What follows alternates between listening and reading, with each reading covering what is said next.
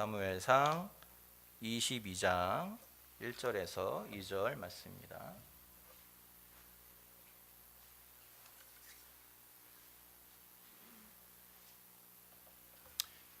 찾으셨으면 우리 한 목소리로 같이 읽어보면 좋겠습니다. 같이 읽겠습니다.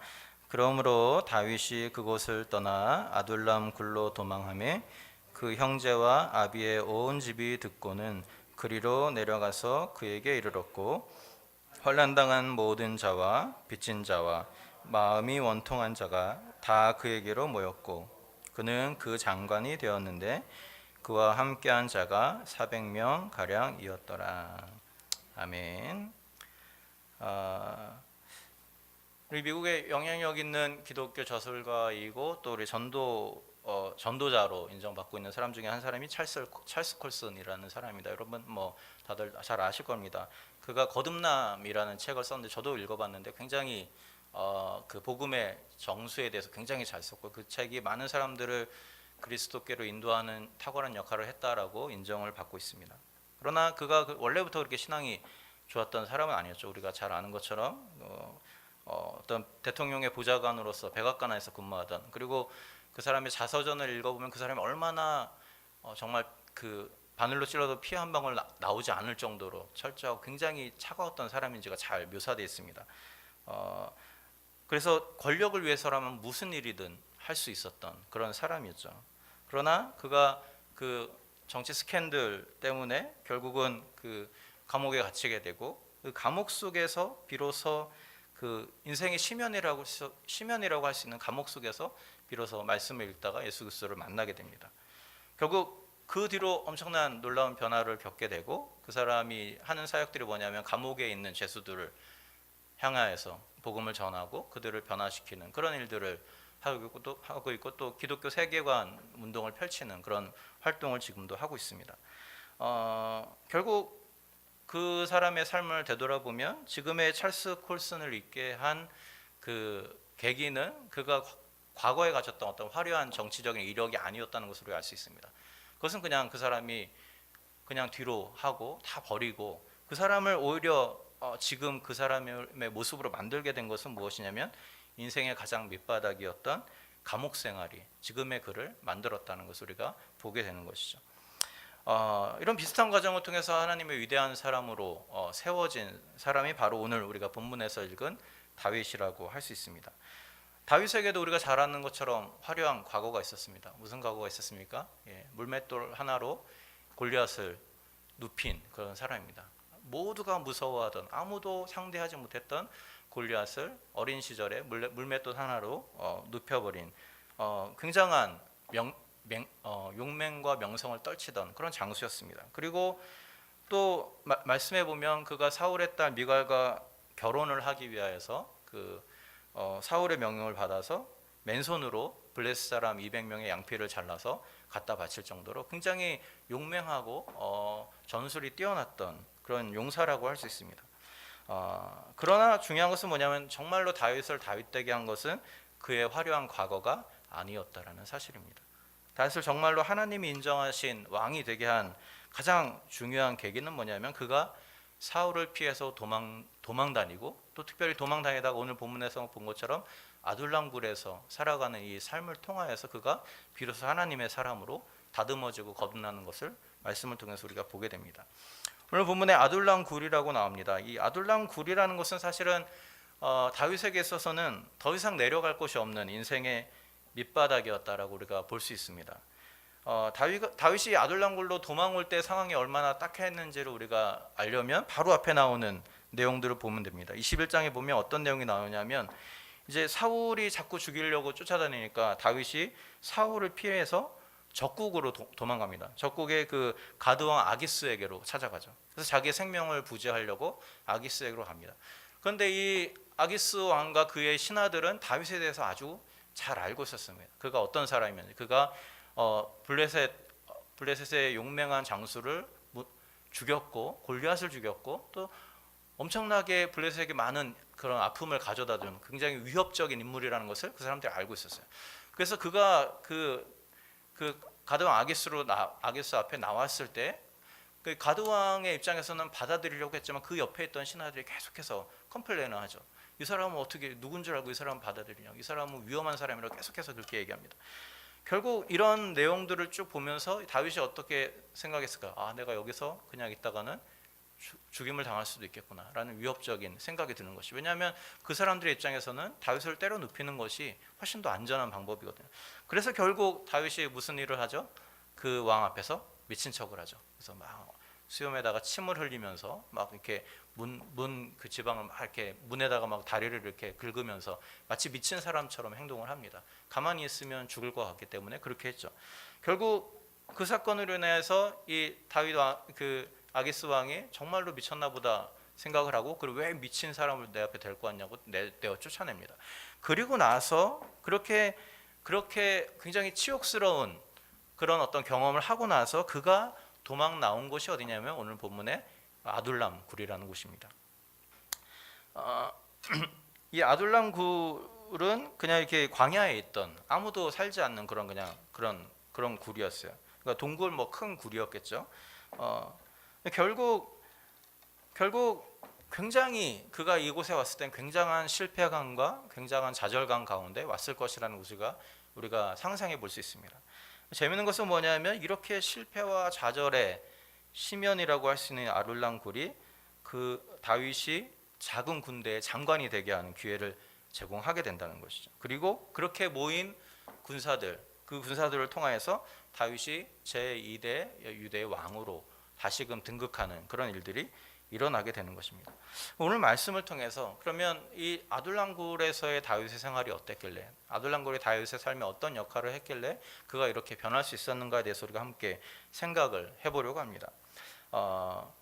우리가 몇 가지를 좀 생각해 볼 수 있습니다. 먼저는 뭐냐면 이 아둘람굴이 다윗에게 어떤 역할을 했는가. 먼저는 아둘람굴은 어떤 의미에서 다윗에게는 오직 하나님만을 신뢰하는 법을 가르쳐준 일종의 학교였다라고 말할 수 있습니다. 아둘람굴 아까 말씀드린 것처럼 광야에 있습니다. 이스라엘과 블레셋의 접경 지역에 위치한 이 가파른 계곡과 많은 동굴로 이루어진 그런 지역이라고 알려져 있습니다. 사람이 살지 않는 황무지였어요. 그렇기 때문에 이 황무지에서 특별히 유대 지역, 이스라엘 지역의 광야를 생각해 볼 때 그런 곳에서 살아야 된다, 먹고 자고 해야 된다라고 했을 때 굉장한 여러 가지 위험의 요소들이 따를 수 있습니다. 자기의 신분을 보호해줄, 생명을 보호해줄 아무것도 없는 것이죠. 맹수들의 위협이 있을 수도 있고, 뭐 지나가는 다른 군대들의 어떤 위협이 있을 수도 있고, 도적대들의 위협이 있을 수도 있고, 여러 가지 위협이 상존해 있는 것이 바로 이 아둘람굴이라는 곳입니다. 이처럼 순간순간 어떻게 살아야 될지 모르는 그런 환경 속에서 다윗이 할 수 있는 것이라고는 딱 한 가지밖에 없었겠죠. 하나님을 의지하는 것이죠. 하나님께 도와달라고 매달리는 것밖에는 없었을 것이라고 생각이 됩니다. 결국 이런 상황 속에서 하나님을 의지하고 하나님 신뢰하는 법을 그가 조금씩 배워갈 수 있었던 것이죠. 그리고 이러한 신뢰가 그로 하여금 어떠한 상황에서도 하나님의 뜻을 거스르지 않으려고 노력했던 하나의 성군 다윗을 있게 했다라는 것을 우리가 보게 됩니다. 사실 이것은 다윗의 경험뿐만은 아니라고 생각이 됩니다. 우리가 성경을 읽어보면 특별히 이스라엘의 역사 속에서는 광야라는 곳은 항상 귀중한 가르침을 주는 학교의 역할을 많이들 했습니다. 그래서 모세도 마찬가지로 40년 동안 미디안 광야에서 생활하면서 비로소 그의 가지고 있었던 이전에 그가 의지하였던 모든 것들을 버리게 되는 것을 우리가 보게 되죠. 그리고 나서 하나님이 그를 부르셔서 그를 다시금 이스라엘의 민족의 지도자로 세우는 것을 우리가 보게 됩니다. 사도 바울도 마찬가지입니다. 사도 바울의 삶을 보면 그가 하나님을 만난 이후에 가장 먼저 한 일이 뭐냐면 그 아라바 광야로 가서 거기서 한참을 머물고 다시 돌아와서 사역을 하는 것을 우리가 보게 됩니다. 그도 마찬가지로 이 광야에서 하나님에 대한 깊은 만남을 가졌을 것이라고 우리가 예상해 볼 수 있는 것이죠. 예수님도 마찬가지죠. 예수님도 광야에서 40일간의 삶을 통하여서 비로소 준비를 하시고 그리고 나서 공생애를 시작하시는 것을 우리가 보게 됩니다. 사실 이 광야라는 곳은 유쾌한 곳은 아닙니다. 그렇게 우리야 뭐 사막을 보면 멋있어 보일지 모르겠지만 거기서 계속 산다고 생각을 해보세요. 쉬운 일이 아니죠. 굉장히 어려운 곳이고 굉장히 힘든 과정이라고 할 수 있습니다. 그렇지만 많은 이 신앙의 선배들, 특히 성경의 인물들은 그 광야에서 아무것도 할 수 없는 그 광야에서 하나님만을 의지하는 법을 배우게 되었고, 그것을 통하여서 비로소 하나님의 사람으로 거듭나게 되는 것을 우리가 알 수 있다라는 것이죠. 마찬가지라고 생각이 됩니다. 오늘을 살아가는 우리에게 광야는 비록 우리가 말 그대로의 광야는 우리 삶 가운데 없을지 몰라도 우리도 살아가면서 여러 가지 모습의 아둘람 굴과 같은 경험을 할 때가 많이 있습니다. 특별히 젊은이들은 뭐 직장의 문제라든지 진로의 문제라든지 그런 것 때문에 고민하고 실패하고 그러면서 그런 생활을 하게 되죠. 특별히 미국에 와서 유학을 하고 있는 유학생들의 경우 같은 경우는 끝난 후에 어떤 일들이 생길까, 그런 것에 대한 그런 어떤 그게 없기 때문에, 자신의 미래에 대한 보장되는 것이 없기 때문에 그런 것 때문에 굉장히 실패감과 좌절감 가운데 살아가는 것들을 많이 보게 됩니다. 우리 어른들도 마찬가지죠. 우리가 살다 보면 자녀들의 문제라든지 우리 사업의 문제라든지 우리 건강의 질병의 문제라든지 여러 가지 문제 때문에 마치 광야에 있는 것처럼 느껴질 때가 종종 있을 수 있습니다. 중요한 것은 뭐냐 하면 오늘 본문을 통해서 우리가 알게 되는 한 가지는, 그러한 인생의 시련이 오히려 우리에게 새로운 기회가 될 수 있다라는 사실입니다. 하나님께서 다윗을 아둘람 굴로 보내신 이유는 아까 제가 말씀드린 것처럼 다른 것이 없죠. 모든 것을 내려놓고 하나님만을 의지하게 하기 위해서였다고 할 수 있습니다. 자신이 아둘람 굴에서 그가 무엇을 생각했겠습니까? 자신이 가지고 있었던 명성, 그죠? 자신이 떨쳤던 용매, 이런 것은 이제는 아무짝에도 쓸모없다는 것을 알게 되죠. 골리앗을 죽였으면 뭐하니까 지금은 도망자의 신세로 아무것도 하지 못하는 그런 삶 가운데 있는 것이죠. 마찬가지입니다. 사람들이 그들에게 보냈던, 다윗에게 보냈던 갈채와 환호와 그런 그가 가졌던 명성도 지금은 아무짝에도 쓸모없는 것이 되고 말았습니다. 결국 그가 가지고 있었던 모든 것들을 내려놓고 그가 하나님을 직면하는 법을 그 아둘람 굴에서 배웠다라는 것을 우리가 보게 되는 것이죠. 결국 하나님이 우리에게 이 아둘람 굴과 같은 상황을 허락하시는 이유도 마찬가지라고 생각이 됩니다. 그동안 우리가 의지해 왔던 것, 그것이 무엇이든지, 그것이 우리의 자녀이든지 우리의 사업이든지 우리의 건강이든지 무엇이든지 간에 그것이 하나님 안에서는 아무짝에도 쓸모없다라는 것을 우리에게 깨닫게 하시는 것입니다. 그리고 나서 우리를 인도하시고 우리를 구원해 줄 분은 오직 하나님밖에 없다라는 것을 말씀하기 위해서라는 사실이죠. 이 사실을 깨닫지 못하는 사람에게 이 아둘람 굴의 시면은 그저 실패와 좌절에 머물고 맙니다. 그러나 그 사실을 깨닫는 사람에게 이 아둘람 굴은 새로운 시작을 위해서 준비시키는 하나님의 은혜의 학교라고 할 수 있게 되는 것이죠. 여러분, 이 사실을 기억하면서 우리가 인생의 시면에 처할 때마다, 어려움 가운데 처할 때마다 우리가 너무 끝까지 좌절하기보다는 하나님을 신뢰하는 법을 배울 수 있는 우리가 되면 좋겠습니다. 그렇게 하나님을 신뢰할 때 하나님 우리 삶을 바꾸시고 우리 환경을 바꾸시고 우리 가운데 새로운 일을 행하실 것이라는 것을 우리가 오늘 본문을 통해서 믿음으로 고백할 수 있으면 좋겠습니다. 또 이 아둘람 굴은 또 한편으로는 다윗에게는 어쩌면 이 남을 돌아볼 수 있는 눈을 소유할 수 있게 해준 삶의 기회가 되었다라고 생각할 수 있습니다. 오늘 말씀해 보면 다윗이 아둘람 굴에 도망해 온 뒤에 뭐라고 말합니까? 그의 아비의 온 집 형제가 왔을 뿐만 아니라 2절에 보면 재미있게 표현하죠. 환난당한 모든 자와 빚진 자와 마음이 원통한 자가 다 그에게로 모였다라고 이야기하고 있습니다. 여러분, 이 아둘람 굴 아까 제가 말씀드린 것처럼 광야에 있습니다. 접근성이 떨어지는 곳이고 거기까지 오려고 한다면, 거기까지 오게 되는 사람이라면 엄청난 사연들과 엄청난 그런 아픔들을 가지고 있는 사람들이라고밖에 말할 수 없습니다. 그렇죠? 왜 왔을까요? 거기까지 여러 가지 이유가 있을 수 있겠죠. 좋은 이유는 아니었을 겁니다. 분명히 어떤 사람은 뭐 범죄를 저지르고 도망왔을 수도 있겠고, 가족들에게 버림받은 사람들도 있을 수 있겠고, 아니면 사회에 적응하지 못해서 아무짝에도 아무도 받아주는 곳이 없어서 여기저기를 전전하다가 결국은 거기까지 굴러 들어온 사람들의 가능성이 큰 것이죠. 결국 거기에 모인 사람들은 어떻게 보면 인간의 눈으로 보면 굉장히 쓸모없는 사람들, 아무짝에도 쓸모없는 오합지졸과 같은 사람들이었습니다. 그런데 그런 사람들이 한둘도 아니고 오늘 본문에 보니까 400명가량이 모였습니다. 여러분 어땠을까요? 이런 사람들이 400명이 같이 모여 삽니다. 아마도 매일마다 싸움이 있고 분란이 있고, 그죠? 서로 간에 다툼이 있고, 아마 그런 것들을 이렇게 조절하고 하는 것에 아마 굉장히 쉽지 않았을 것이라는 우리가 상상을 해볼 수 있습니다. 다윗이 아마 그런 일들을 감당을 했던 것 같아요. 결국 그럼에도 불구하고 오늘 본문의 문맥에서 우리가 볼 수 있는 것은 뭐냐? 그는 아무도 내어치지는 않았던 것으로 보입니다. 모든 사람이 그곳에 왔기 때문에, 물론 이것이 뭐 과장법이라 할지라도 오늘 본문이 말해주고 있는 문맥은 뭐냐면 그가 모든 사람들을 수용하고 품어줬다라는 것을 우리에게 말씀해주고 있죠. 어떻게 그게 가능할까요? 딱 보기에도 저 사람은 참 힘들어 보이는 사람인데 어떻게 그걸 품어줬겠습니까? 다른 것이 없어요. 왜냐하면 다윗도 마찬가지 신세이기 때문에 그렇습니다. 다윗도 지금 어느 곳에서도 받아주지 않는 도망자이고, 마음이 원통하고 가난하고 낮아져 있는 심한 상처 가운데 있는 상황 가운데 있는 거죠. 그렇기 때문에 동일하게 아픔과 슬픔을 가지고 있는 사람들을 품어줄 수밖에 없는 것이죠. 아파본 사람만이 아파본 사람의 마음을 아는 법입니다. 그렇죠? 힘들고 어려운 시기를 겪은 사람만이 힘들고 어려운 사람들의 마음을 이해할 수 있어요.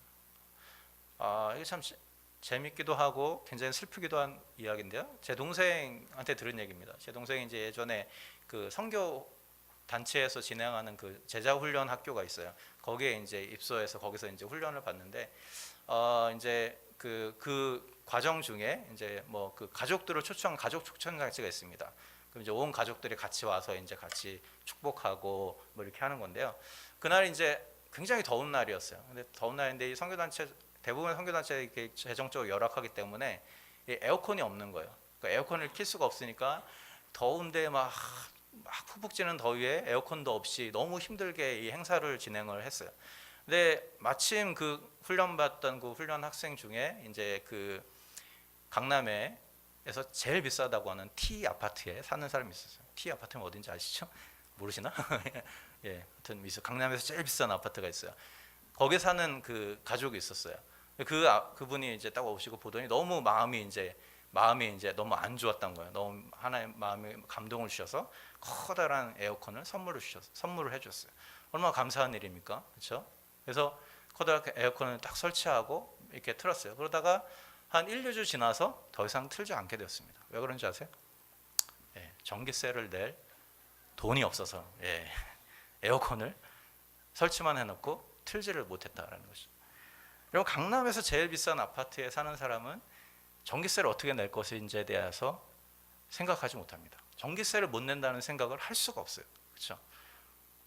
그런 생각을 할 수가 없어요. 전기세가 없어서 에어컨을 못 틀 것이다라는 생각을 할 수 있는 사람은 아마도 전기세 내는 것이 부담이 되었던 사람입니다. 그렇죠? 공과금 내고 생활하는 것이 부담이 된 사람만이 이렇게 큰 에어컨을 갖다 놓으면 전기세를 못 낼 텐데라는 생각을 할 수 있는 것이죠.